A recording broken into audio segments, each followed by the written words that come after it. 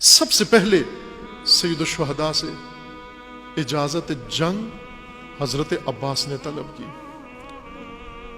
سید الشہداء نے روکا، اس لیے روکا کہ آپ سالار جنگ ہیں، آپ سالار لشکر ہیں، آپ علمدار لشکر ہیں. اس لشکر کو لڑانا ہے بھیا، اس لشکر کو میدان میں بھیجنا ہے. جناب عباس نے لشکر کو تیار کیا، اصحاب کو باری باری بھیجتے رہے میدان میں. جسے حضرت عباس میدان میں بھیجتے وہ میدان میں جنگ کرتا، اور جب وقت شہادت آتا ندا دیتا یا مولا الیہ الیہ یا مولا، اور پھر حسین ابن علی اٹھا کر اس کی لاش کو گنج شہداء میں لے آتے. جب تمام اصحاب شہید ہوئے، حضرت عباس آئے، مولا اب تو لشکر کا بڑا حصہ شہید ہو گیا، اب اجازت دے میں جنگ میں جاؤں. سید الشہداء نے فرمایا ابھی لشکر کا وہ حصہ باقی ہے عباس جو تیرا زیادہ ضرورت مند ہے، محتاج ہے. میرے لشکر میں چھوٹے چھوٹے مجاہد ہیں، اون محمد جیسے مجاہد ہیں، قاسم جیسے مجاہد ہیں، جو اتنے چھوٹے ہیں گھوڑوں پہ نہیں بیٹھ سکتے، جو اتنے چھوٹے ہیں جنگ کا تجربہ نہیں رکھتے، جو اتنے چھوٹے ہیں وہ اسلحہ نہیں اٹھا سکتے، ابھی انہیں جنگ میں بھیجنا ہے. حضرت عباس سمعا و طاعتا، اور اب بنو ہاشم کا لشکر تیار کر کے بھیجنا شروع کیا.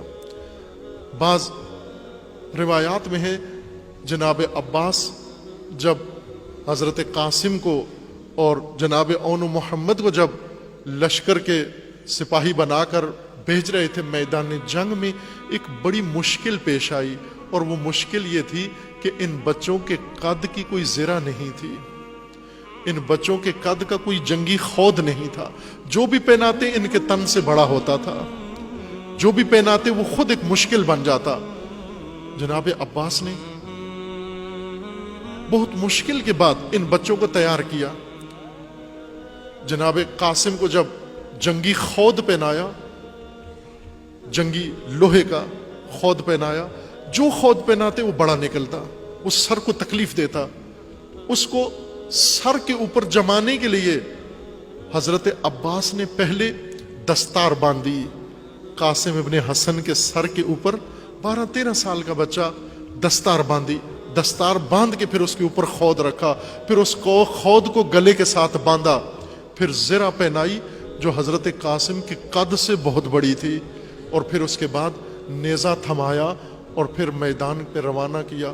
دشمن کا سپاہی لکھتا ہے کہ ہم نے دیکھا کہ یہ بچے جب چاند جیسی صورتیں حسین کے خیام سے میدان میں آتے تو ان کے نیزے ایک انی ہاتھ میں ہوتی اور دوسرا حصہ زمین پہ گھسٹتا ہوا آ رہا ہوتا، اور یہ لعین ان بچوں کو گھیر کے مارتے.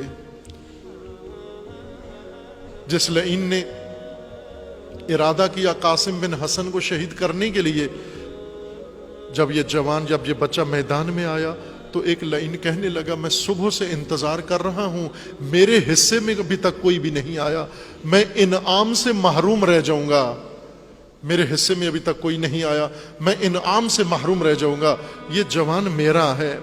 اس نے لفظ استعمال کیا عربی زبان میں، چھوٹی عمر کے نونہال کو غلام کہا جاتا ہے. کہنے لگا یہ غلام میرا ہے، یہ نونہال میرا ہے. یہ راوی کہتے ہیں میں نے اسے کہا لعین، یہ چاند جیسی صورتیں قتل کے لیے نہیں ہوتی، تو ارادہ رکھ رہا ہے اس جوان کو شہید کرے گا، تو اس جوان کو قتل کر کے انعام لے گا ملعون.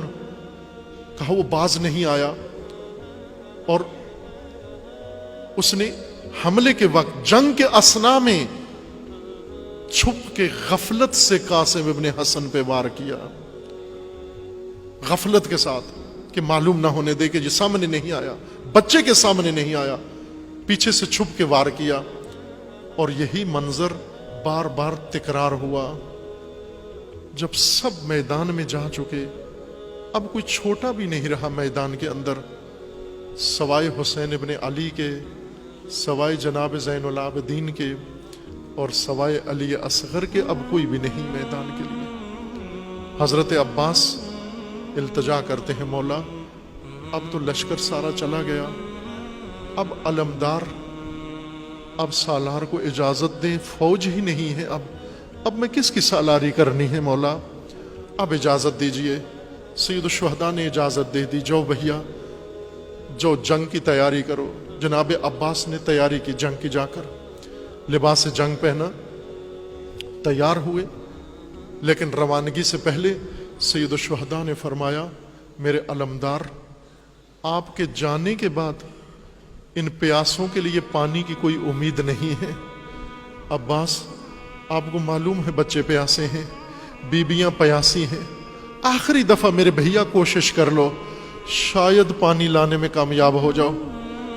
جناب عباس خیمے کی طرف آتے ہیں اور آ کر منظر دیکھتے ہیں کہ چھوٹی سی بچی ہے چند سال کی، اور تشنا بچوں کو لے کر کبھی ایک خیمے میں جاتی ہے، کبھی دوسرے خیمے میں جاتی ہے۔ ہر خیمے میں پہنچ کر بچوں کو کہتی ہے بچوں اس مشکیزے میں پانی ہوگا، جب اٹھاتی ہے اس کو الٹتی ہے، وہ خشک نکلتا ہے، اسے چھوڑ کر دوسرے میں جاتی ہے۔ جناب عباس یہ منظر دیکھتے ہیں، آنکھوں سے آنسو جاری ہو جاتے ہیں۔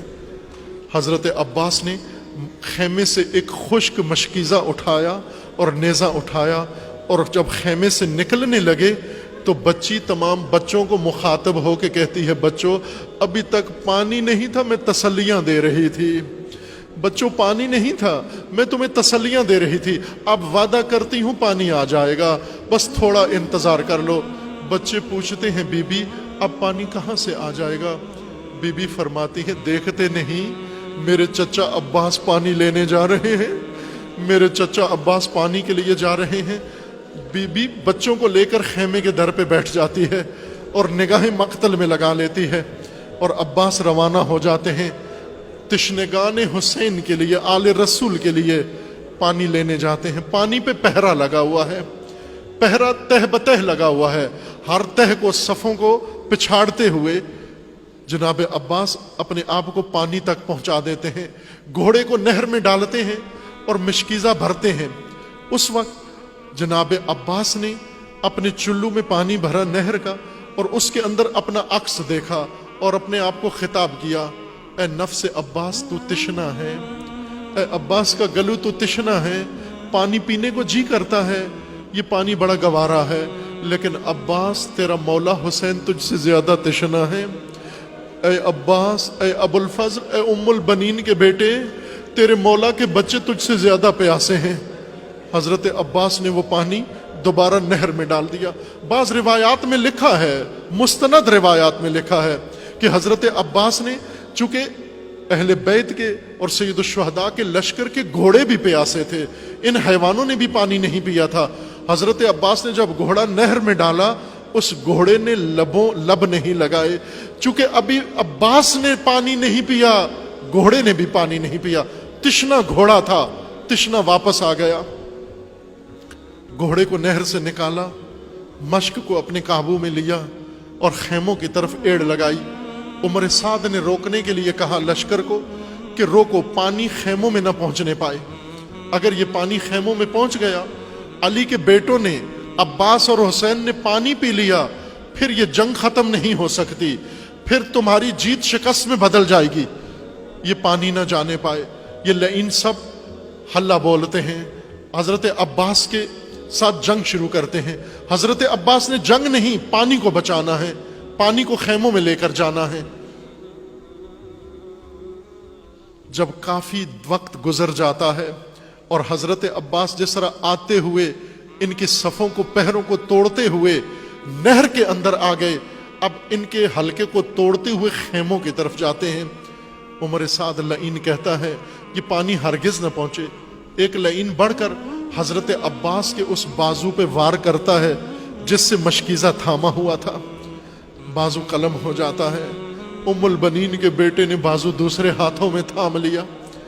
یہ لعین بڑھتا ہے، دوسرے بازو پہ وار کرتا ہے، وہ بازو بھی قلم ہو جاتا ہے، لیکن حضرت عباس نے پانی گرنے نہیں دیا، پانی کا تسمہ اپنے دانتوں میں تھام لیتے ہیں اور گھوڑے کو ایڑ لگاتے ہیں خیموں کی طرف کہ کسی طرح یہ پانی پہنچ جائے۔ اب عمر سعد حکم دیتا ہے کہ عباس کو نہیں، پانی کو نشانہ بناؤ۔ ایک لعین تیر لگاتا ہے کمان کے اندر اور حضرت عباس کے دانتوں میں تسمے میں حضرت عباس کے دانتوں میں پکڑے ہوئے مشکیزے کو نشانہ بناتا ہے، تیر مشکیزے میں لگتا ہے، مشکیزے کا سوراخ ہوا، پانی سارا بہہ جاتا ہے۔ جب پانی ریت پہ بہہ گیا، حضرت عباس نے حسرت کے ساتھ پانی کو دیکھا اور حسرت کے ساتھ خیموں کو دیکھا، اور پھر اس کے بعد خیمے جانے کا ارادہ ترک کر دیا، پھر اس کے بعد خیمے کا رخ بدل دیا، اب جنگ کا ارادہ کر لیا۔ اب ام البنین کے بیٹے نے جنگ شروع کر دی، لیکن عزادارو جانتے ہو جنگ تو ہاتھوں سے ہوتی ہے۔ جس کے ہاتھ ہی نہیں ہے، جس کے پاس نیزہ نہیں ہے، جس کے پاس تلوار نہیں ہے، جس کے پاس ڈھال ہی نہیں ہے، وہ جنگ کیسے کرے گا؟ لیکن اس کے باوجود علی کا شجاع بیٹا، علی کا علی بیٹا، حیدر کا حیدر بیٹا کٹے ہوئے بازوؤں سے جدھر گھوڑے کو ایڑ لگاتا، یہ لعین وہاں سے بھاگ جاتے۔ دیکھا بازو کٹ گئے ہیں لیکن عباس پہ کامیابی نہیں ہو رہی۔ ایک لعین اس حلقے میں سے نکل کر حضرت عباس کے سر اقدس پہ گرز کا وار کرتا ہے۔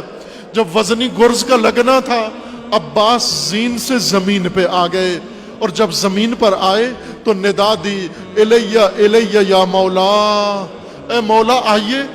اب بھیا آئیے، عباس زین پہ نہیں، اب سید الشہداء جو در خیمہ پہ بیٹھے ہوئے انتظار کر رہے تھے، انتظار فرما رہے تھے، جب حضرت عباس کی آواز سنی تو حسین ابن علی کی آواز نکلی، اے عباس انکسرت ظہری، اے عباس میری کمر ٹوٹ گئی، اے عباس تیری شہادت نے کمر توڑ دی، تیری ندا نے کمر توڑ دی، عباس میں کیسے اٹھوں؟ سید الشہداء نے اپنے آپ کو اپنے بھیا کی لاشے پہ پہنچایا، جناب عباس تک پہنچایا۔ روایات میں لکھا ہے کہ اس وقت حضرت عباس کے نفس جاری تھے، سانسیں جاری تھیں۔ جناب سید الشہداء نے اٹھایا، اپنے بھائی کے سر کو اپنے آغوش میں لیا، زانوں پہ رکھا، گرز کی وجہ سے خون بہ رہا تھا، دونوں آنکھوں میں خون بھر گیا۔ جناب سید الشہداء نے اپنی عبا سے آنکھوں سے خون صاف کیا۔ جب خون صاف ہوا تو پھر فرمانے لگے، بھیا مجھے معلوم ہے تکلیف بہت ہو رہی ہے، بازو کٹے ہوئے ہیں اور سر پہ شکاف آ گیا ہے، بھیا میں ابھی خیمے لے جاتا ہوں، ابھی بہنوں کے پاس لے جاتا ہوں، بہنیں مرہم کریں گی، میرے بھیا آرام آ جائے گا۔ جب خیموں کا نام آیا تو جناب عباس کی آنکھوں میں خون بھرا تھا، لیکن آنکھیں کھولی اور اشارہ کیا اور منع کر دیا کہ مولا مجھے خیمے میں لے کر نہیں جانا۔